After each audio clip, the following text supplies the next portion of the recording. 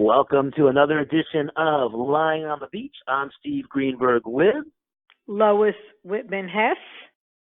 And today we're going to be talking about a really fascinating app. But before we move into that, I want to point out that Lying on the Beach is powered by Handlestick, the must-have phone accessory that adds stylish jewelry and usability to your must-have smartphone. And we'll talk more about Handlestick a little bit later on in this podcast. But first up, we want to talk about an app called AudioCardio.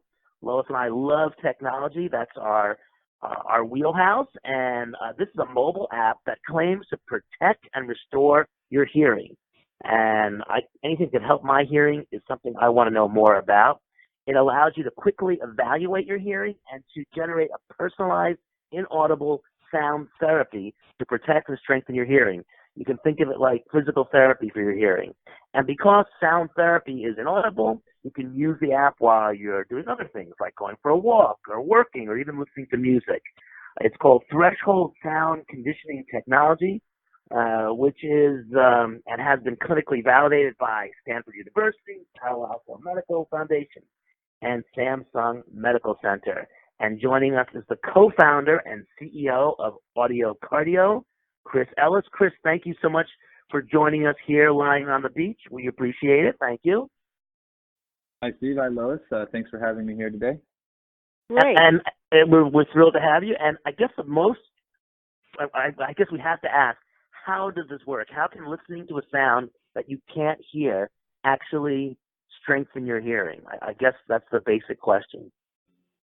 Yeah, so the underlying technology is called threshold sound conditioning. And basically what it does is it stimulates the cells inside your ear at the barely audible level. And in doing so, we're reactivating these cells and helping them connect to nearby cells so that they can better communicate the signals, like the sound waves, and get them sent to your brain for processing. So it's very much like, exercising or physical therapy for your hearing ability. And it's the cells in your brain or cells in your ear? I wasn't sure I got that from you. Yes, it's the cells in your ear. So the cells are certain cells inside your ear are responsible for sending the signal from your environment to your brain, basically, as it passes through your ear canal. And so those cells are the ones that we are stimulating. And by stimulating those cells, we are reactivating them and strengthening them so that they can better process sound. So is there any type of hearing difficulties that this doesn't help? That's a great question. And yes, of course, we can't be the answer for everyone. We target individuals that have something called sensorineural hearing loss. And that is, fortunately, 90% of the world's hearing loss is sensorineural, and that includes everything from aging to noise-induced hearing loss to brain injury, and again, the most common types of hearing loss are sensorineural.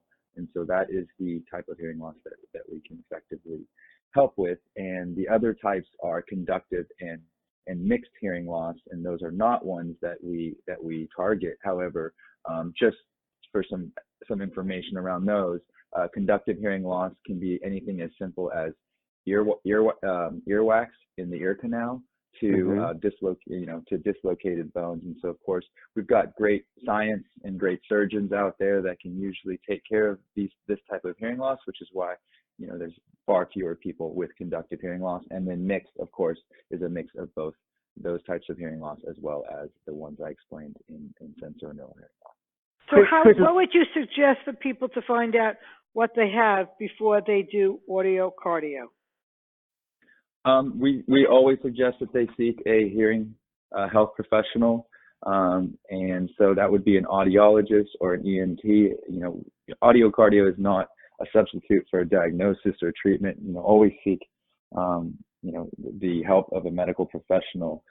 Our goal is to, of course, give other options and alternatives to individuals. Other treatments and solutions on the market are very expensive and often hard to access. So we just want to provide an option and be a screening for individuals. But yes, going to a healthcare hearing health professional is what we would recommend. Chris, so what age group is this most targeted to? I assume it's older folks with hearing loss, or is it really anyone with a hearing issue? What would you say? I mean, it's really for anyone that is, experiencing hearing issues or think that they're experiencing hearing issues, to go ahead and give our application a try and see how they fare with our assessment, and then of course, follow up with, if they think that there's something that they want to follow up with, they should of course see a medical professional. But we do find it mostly in the older demographic, in your 50s plus is where we see more hearing loss. And then of course, there's definitely people that are younger that are also experiencing hearing issues. So it's really anyone that may want to find a solution. And Chris, kind of walk me through it. So I download the app onto my phone.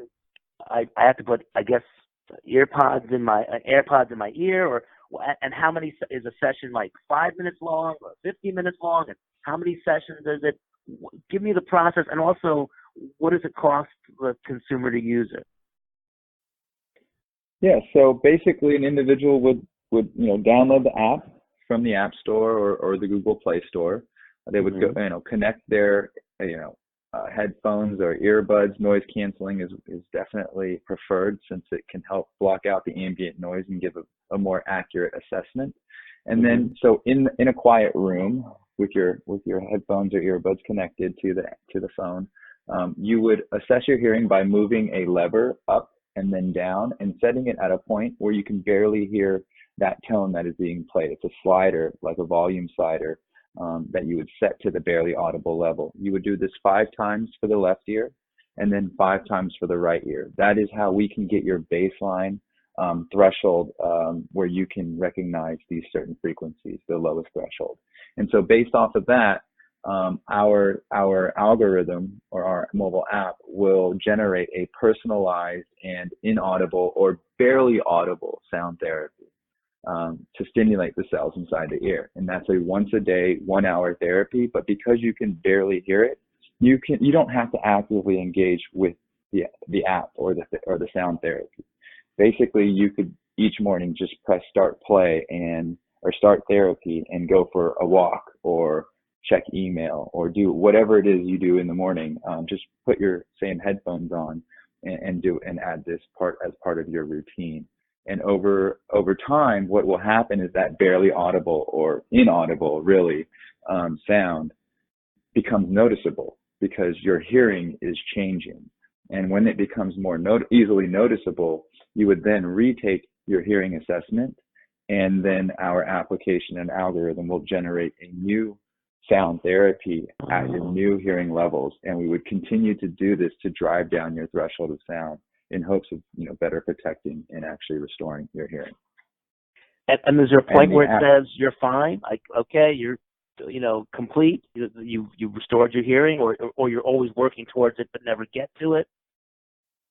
You're always, it's like diet and exercise. You always want to work to get better. And so, everyone's biology is certainly different. So all of our limitations are different, but as we use the application, I'm sure one day you will plateau just like you would with working out. And so at that point, you definitely want to maintain, because no matter what, we still age, we still go to noisy environments, we still get, ear infections and things like that. And so all of those things can damage your hearing. And so, you continuously using the application will better protect your hearing, as well as as you maintain it, and can help you recover after those situations. So, Chris, do you have to do this all at once for an hour, or can you do 10 minutes here, 20 minutes there? How does that work? Yeah, you can definitely split it up, 30 minutes in the morning, 30 minutes in the evening. Some people turn it on and as before they go to sleep, and the timer will shut off after an hour. So you can definitely break it up. I would think that, breaking it up into 6-10 minute intervals might be a little bit arduous, but yeah, whatever is best for the individual. And when you're wearing it, you must have a headphone or an AirPod, and you can't just listen to it on speakerphone. Correct. Yes, because we want to be at just the right level, basically right amplitude, volume, and tone. And so we need to do it at the same measurement level as when you did the assessment, as when you do the sound therapy. So what's happening to most people that something as simple as this hearing therapy can restore hearing? I mean, it sounds like almost to me like if I had a good Q-tip and I cleaned out my ears, I could hear better. I mean, this sounds like a miracle, solution. How is this working? I know you said you're stimulating cells, but like, how did this happen over an app, and why wasn't there a machine that could do this years ago? Right. So with the application and how it works is that, we are stimulating cells, and we liken that to, imagine a dirt road, right? And so this dirt road, the more you use that dirt road, the more permanent it becomes. And so our cells and the neural pathways in our brain are formed in the same way. The more you use a certain pathway, the more permanent it becomes. So as you start to hear less and less, you get less and less stimulation in the brain, and you're not using those pathways as much.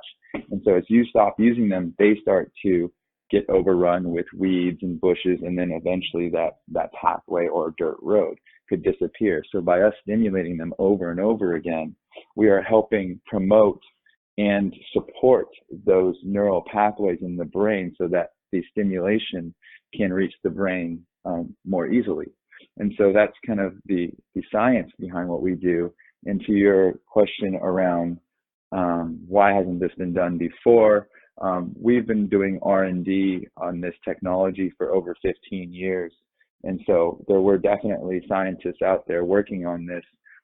We just happened to be the ones that patented our technology and did a lot of the research. So we're the unique ones in that case. And I think I can help even Lois out understanding a little bit in that I've read, I had a previous career in dentistry, and most dentists and people who work in a dental office, the frequency of the drill, they lose the hearing of it because they hear it every day, and maybe that's a survival technique. It gets wiped out of their hearing because it's constantly being played, and your brain starts to erase that frequency. So I think it's sort of like that with all the noises we hear over the course of a lifetime. You start to, the ones that are so constant, you start to take out of your range, and this helps bring it back into your range. Does that make any sense? It makes sense to me. Chris, that question was for you. Oh, got it. Yes. If you can definitely damage your hearing in dentistry. It is one of those, it is now being talked about more and more how dentists being next to that drill are losing their hearing. So you're absolutely right. That's definitely happening in the industry. There's a lot of tinnitus from it as well, which is the ringing in the ears. And so, yes, that's exactly what our goal is to reactivate those pathways and help individuals process sound better. So basically, our goal is to help them hear better. Chris, what does this treatment cost? What's the app cost to download, or how is it paid for? So the app is free to test for 14 days. There's a 14-day trial, and within those 14 days, if an individual uses the application consistently as directed for up to an hour a day, they should know if the sound therapy will work for them. And then beyond that, it's $15 or $14.99 a month, or $100 a year, which comes out to $8.33 a month. And we think that that's a pretty reasonable and fair price, considering the other options on the market cost thousands of dollars, if not tens of thousands, if it's corrective surgery. So what do you project? How many people can you possibly have a year to make a lot of money in this business? So globally, over 460 million people suffer from something called disabling hearing loss, where it affects their day-to-day life. And over 1 billion people have some form of hearing loss. That doesn't mean that they have a problem, but they have, maybe mild hearing loss that doesn't affect them. So the market is very big. Those numbers are expected to double in the next 30 years due to, the number of smartphones we have, the headphones that we have, and just everything's becoming louder and noisier. And restaurants are the same way. Restaurants that are loud and noisy are associated with being fun and cool. So some people tend to gravitate towards them when they're younger. And then of course, as you start to get older, you start to pull back. I definitely noticed that I'm starting to pull back from those environments as well, especially given the work that we do and just knowing how much damage that can do to our bodies. Chris, going back to the price again, is there any insurance or Medicare, Medicaid, or anything that covers this for folks, or it hasn't been recognized by the insurance industry yet? It has not been recognized by the insurance industry yet. That is something that is one of our goals in the future, and one of our initiatives is to start working with insurance companies and providing better preventative health care versus wanting to treat issues down the line.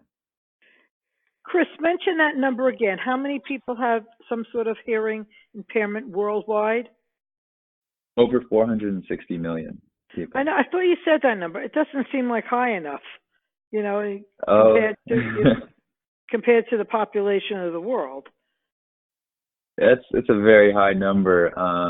At some point, it'll be almost 1 billion. So right. It's about one in 7 people, 1 in 8 people by then. So it'll be very, very common. It is common. I mean, already they think 1 billion people. The World Health Organization says over 1 billion people probably have some form of hearing loss, and that is 1/7 about 1/7 of our population. So the whole music industry would be very interested in this product because that's their hearing loss is huge.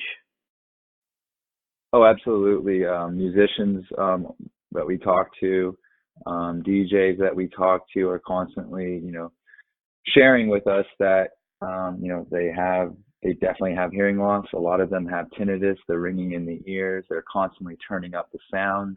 And it's just getting louder and louder as they play. So I know if they can't hear, that means the environment's getting louder everywhere at every venue that they're playing. And it's not just musicians, it's also people in the airline industry, folks in construction. There's a lot of industries out there that have a lot of occupational hearing loss, especially the Department of Defense. It's the #1 claim in the military. Chris, I'm going to stop you for 1 second because this podcast is made possible because of our generous donation from our sponsor, which is Handle Stick. And so Lois and I are going to just talk about that for a moment or two. Handle Stick is the must-have phone accessory that adds a stylish jewelry and usability to your smartphone. Handle Stick attaches directly to the back of your existing smartphone case or phone. There's no need to switch cases to use it. Handle uses a great system that allows the user to slip his or her hand fingers through and kind of keep a tight and effortlessly grip on their phone, whether speaking, texting, taking selfies. It feels like the phone is floating in your hand. Handle allows for complete one-handed use of the phone and frees up the other hand for multitasking. Handle Stick is also a kickstand that lets you stand up the phone in both landscape or portrait modes. And yes, you can wirelessly charge through the Handle Stick. It comes in more than 40 styles, including animal prints, lots of colors, fun glitter, sophisticated carbon fiber patterns, and Handle Stick starts at just $10. And you can check it out at handlenewyork.com. That's HANDL, New York, spelled out, .com. So that's our sponsor. We want to thank them. And of course, a Handle Stick would be a natural if you're also using the AudioCardio app, because you can stand up the phone and then have the AudioCardio app working at the same time. So that's something to keep in mind. Anything you want to add to that, Lois? Yeah, did a great job. I think that we should also emphasize that the Handle Stick has an adhesive attachment, so you just either put it right on your smartphone or you put it on the case that you use with your smartphone. It'll never come off. And look where the handle brand is labeled on the stick. You put that on the top so that when you're using your kickstand, it just works properly.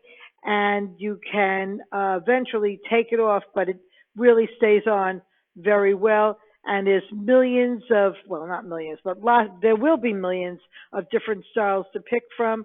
And they're from anywhere, depending on the material, from $10 to $20. And everyone that has it just loves it. So we thank you. Go on their website, you can see all those styles, and there's really a lot of different options, from really flashy to very classy. They've got it both. They've got really everything going in that department. So Chris, I was thinking at some point I'm going to introduce you to the handle stick people, because when you're doing this audio therapy, it's great to be able to have the phone, you know, that you're looking at it and have it standing still. But I wanted to ask you, can you explain to us what the ringing means? Because a lot of people tell me that they have ringing in the ear. I may have it. This is a self-serving question. I don't understand what that means.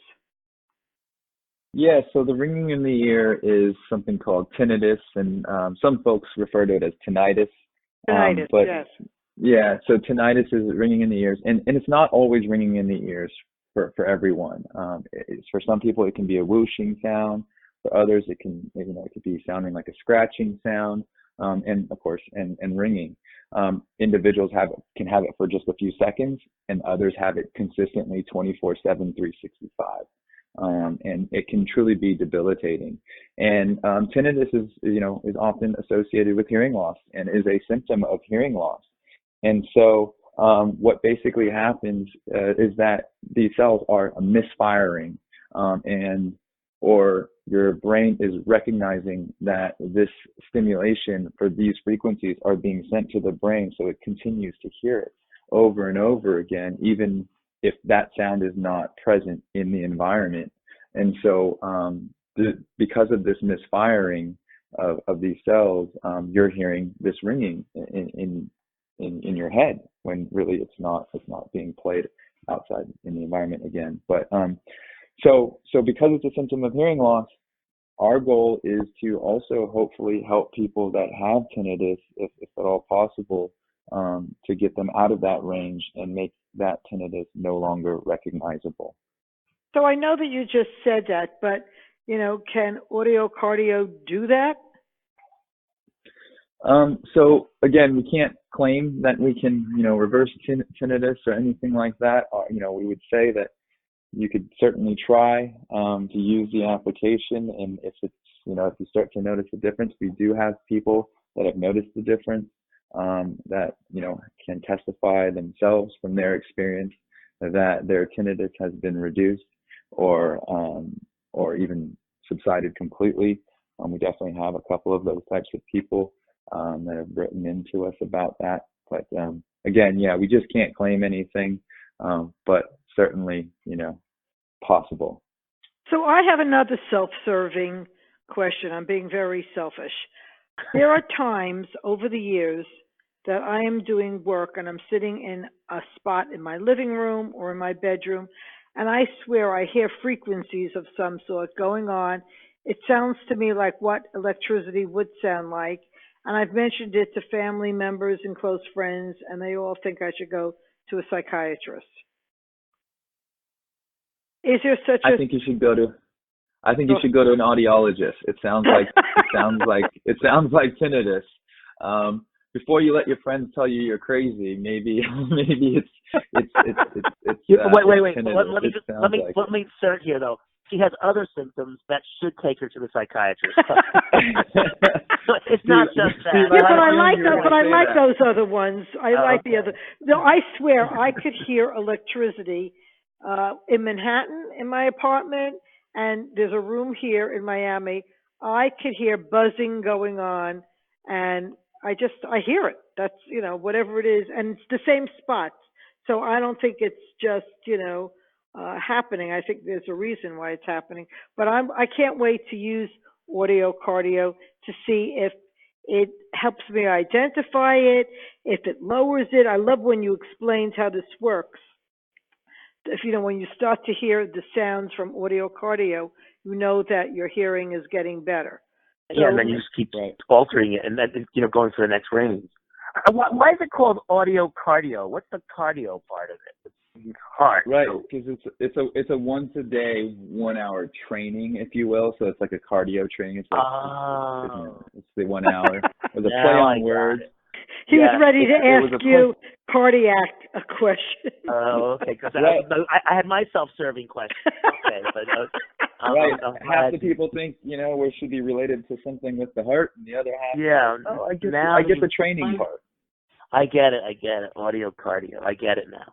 So, Chris, are there any the domain was open. And the domain was open. When have you ever thought of a name where the domain was open? So I had to buy it right away. Absolutely. I agree with you 100%. Absolutely. Yes, it's not exactly science, but when it came to the name. But let's ask Steve the question you asked me yesterday. I forgot to tell him. It's the same thing about lying on the beach. Why do we use that name, Steve? That's a great question. First of all, I just think it's funny because we're telling the truth, but maybe we're not. So there's that lying aspect, which is funny. And on the beach, but that was when we started a long time ago. I told you. I think it's just a clever name. Lying on the beach. It's exactly. And so we're having a chit chat here. The three of us could easily be having the same conversation with the waves crashing next to us. So it's great beach talk. So there's no problem with it being. And I like lying on the beach. I think that's a dumb answer, but okay. It's unfortunately it is what it is. Yeah, but anyway, Chris doesn't know whether we're lying or telling the truth. But Chris, at the moment we're telling the truth. Yeah. So Chris, I really want to know: are there case studies? That you could tell us about, or are you too young of a company to, tell us if this works? Oh no, absolutely. We've done multiple trials with institutions in a clinical environment.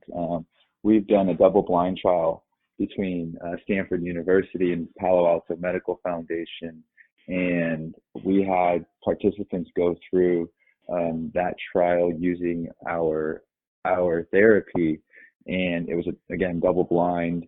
So over 75% of the people that used our therapy had a change in their hearing by 10 decibels or more within 2 weeks for the frequencies that we target. And that is very, very significant.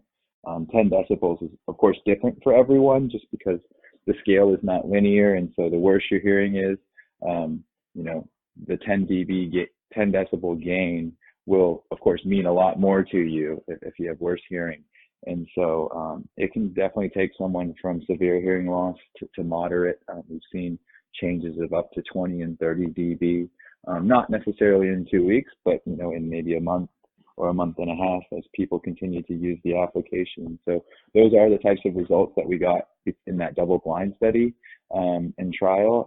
We also did trials at Samsung Medical Center in Korea, Chungan University in Korea, and Nanjing University in China to further prove the efficacy of our technology. And we also have, go ahead. No, go ahead. You finish. No, let him just finish. Because then I have a question. I was also going to say that that was in a clinical environment. So, across all of those trials and studies, it was over 75% at Stanford, but across all of them, it was over 70%. And even in our consumer data, we're seeing that when people use the application as directed, meaning consistently, and using the same headphones and things like that, they're getting very, very similar results through a consumer mobile application, which is what we are. We're very much a wellness product, not a medical device. And so it's incredible to be able to see that translate from a clinical controlled environment to something out in the wild and still getting very significant and effective results. So, Chris, one thing that we didn't cover that I forgot, even though this is a rather long podcast, which is very needed, and we will mention it in our copy so people listen through, and this is something Steve is going to love, is please talk about the fact that if people don't have good hearing, what happens to them as they get older with dementia and, and the falling down and kind of like what happens after you fall down. I don't want to, spell it out. I'd like you to. Yeah, absolutely. And so there's a lot of studies out there that show hearing loss or untreated hearing loss being associated with other physical and mental health issues. And those issues range from, have up to 3 times more likely to fall, up to 5 times more likely at risk for having dementia. And part of my story and the reason why I started the company was exactly because of that. Years ago, I took my grandfather on a trip to Montana, right, as he was starting to show just signs of declining as he was getting older. And as we were on this trip, I realized how bad his cognitive impairment was. When you're just visiting him here and there, it's very easy for people to hide these issues. But when you spend 4 days in a row with them, they can't hide it. And so I came home, did some research online. I found studies from Johns Hopkins, Ohio State, and some other institutions tying or associating untreated hearing loss to dementia. And so I thought about my grandfather's life and his journey to where he was at that day. And, he was a hydraulic specialist in the Air Force. He was one of 3 people in his field or in that as that specialist.